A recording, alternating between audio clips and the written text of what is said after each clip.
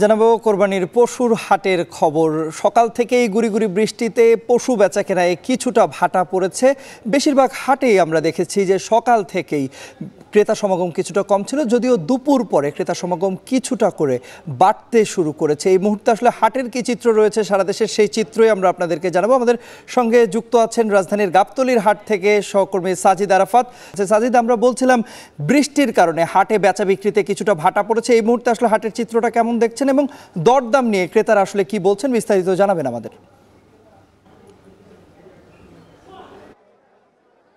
তন্ময়, কোরবানির ঈদের কিন্তু আর খুব বেশি দিন দেরি নেই, হাতে গোনা বলা চলে যে আর 3 দিন মাত্র আছে এবং শেষ শুক্রবার ঈদের আগে শুক্রবার জুম্মার নামাজের পরপরই কিন্তু আমরা দেখছি এই মুহূর্তে গাবতলীর হাটে বেশ ক্রেতা সমাগম অনেকখানি বেড়েছে এবং একেবারে জমজমাট অবস্থা যেটি বলা চলে। একেবারে যেহেতু হাতে সময় কম, শেষ মুহূর্তে কোরবানির পশু সেটি কিনতেই হবে, সেই কেনার জন্যই কিন্তু ক্রেতারা ছুটে আসছেন এই গাবতলীর সবচেয়ে বড় যে হাট, সেই হাটে। আমরা দেখছি যে দরদামের বিষয়টি নিয়ে কথা বলছিলাম ক্রেতাদের সঙ্গে। তারা বলছিলেন যে এবারে গরুর দাম বেশ অনেকটাই বেশি এবং বড় গরুগুলো যেগুলো সেগুলো অনেক দামে বেশি বিক্রি হচ্ছে, তাই ক্রেতারা কিন্তু মাঝারি ধরনের গরু যেগুলো আছে সেই মাঝারি এবং ছোট গরুর দিকেই তাদের নজর বেশি, যেগুলো 1 লাখ থেকে 1.5 লাখ 2 লাখের মধ্যে যেই গরুগুলো।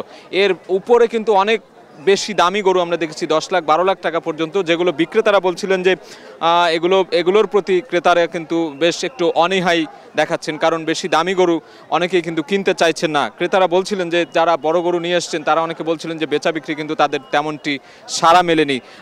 এখন ঈদের আর মাত্র 2 থেকে 3 দিন বাকি, শেষ মুহূর্তে এসে অনেকে এমন ব্যবসায়ী দেখেছি আমরা এখানে যারা 13, 14, 15, 30টি গরু নিয়ে এসছেন, তারা কিন্তু এখনও একটিও বিক্রি করতে পারেননি, এমন ব্যাপারী গরুর যে তাদেরকে আমরা দেখেছি। এবং অন্য যারা মাঝারি গরু নিয়ে এসছেন বা ছোট গরু 1 লাখ থেকে 1.5 লাখ 2 লাখের মধ্যে, সেই গরুগুলোই কিন্তু বেশি বিক্রি হচ্ছে বলে আমরা এখানে জানতে পেরেছি। ক্রেতাদের সঙ্গেও কথা বলেছি, তাদের পছন্দের শীর্ষেও কিন্তু এই মাঝারি ধরনের যে গরুগুলো, সেই কোরবানির পশুগুলো, সেই পশুতেই তারা কিন্তু বেশি আগ্রহী।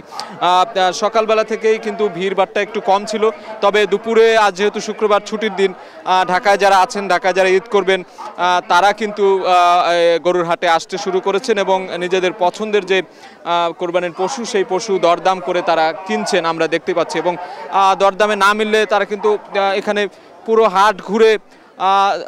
হাট ঘুরছেন, দেখছেন এবং পছন্দসই হলে তারপরে তারা দরদাম করে তাদের আয়ত্তে বা যে তাদের যে বাজেট, সেই বাজেটের মধ্যে যেটি পোষাচ্ছে সেটি তারা কিনছেন।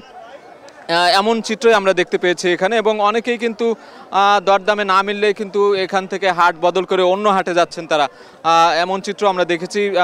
তবে তারা বলছিলেন যে একেবারে শেষ মুহূর্ত যেহেতু আর কয়েকদিন 2-3 দিন বাকি আছে, আগে আগে একটু কিনে ফেলাই ভালো।